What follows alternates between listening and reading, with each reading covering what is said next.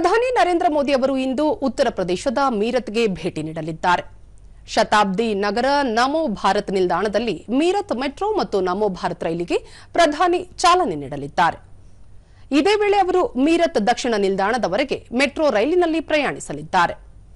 ತಮ್ಮ ಭೇಟಿ ವೇಳೆ ಪ್ರಧಾನಿಯವರು ಸುಮಾರು 12,930 ಕೋಟಿ ರೂಪಾಯಿ ಮೌಲ್ಯದ ವಿವಿಧ ಅಭಿವೃದ್ಧಿ ಯೋಜನೆಗಳನ್ನು ಲೋಕಾರ್ಪಣೆಗೊಳಿಸಲಿದ್ದಾರೆ.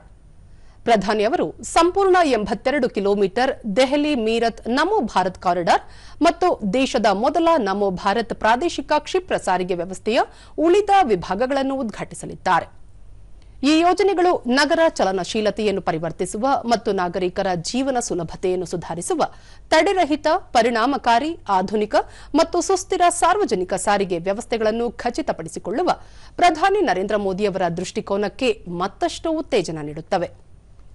ನಮೋ ಭಾರತ್ ಪ್ರಾದೇಶಿಕ ರ್ಯಾಪಿಡ್ ಟ್ರಾನ್ಸಿಟ್ ವ್ಯವಸ್ಥೆಯು ದೆಹಲಿಯ ಸರೈ ಕಾಳೆಖಾನ್ ಮತ್ತು ನವ ಅಶೋಕನಗರ ನಡುವಿನ 5 ಕಿಲೋಮೀಟರ್ ಹಾಗೂ ಮೀರತ್ ದಕ್ಷಿಣ ಮತ್ತು ಉತ್ತರ ಪ್ರದೇಶದ ಮೋದಿಪುರಂ ನಡುವಿನ 21 ಕಿಲೋಮೀಟರ್ಗಳ ವಿಭಾಗವನ್ನು ಒಳಗೊಂಡಿದೆ. ಈ ಭಾಗದಲ್ಲಿ ನಮೋ ಭಾರತ್ ರೈಲುಗಳು ಗಂಟೆಗೆ 180 ಕಿಲೋಮೀಟರ್ ವೇಗದಲ್ಲಿ ಚಲಿಸುವಂತೆ ರೂಪಿಸಲಾಗಿದೆ. ಈ ರೈಲು ದೆಹಲಿ ಗ್ರಾಮೀಣ ಭಾಗದ ಸಾಹಿಬಾಬಾದ್, ಗಾಜಿಯಾಬಾದ್, ಮೋದಿನಗರ, ಮೀರತ್ಗಳನ್ನು ದೆಹಲಿಯೊಂದಿಗೆ ಸಂಪರ್ಕಿಸುತ್ತವೆ. ಸರೈ ಕಾಳೆಖಾನ್ ಈ ವಲಯದಲ್ಲಿನ ಪ್ರಮುಖ ನಿಲ್ದಾಣವಾಗಿದೆ.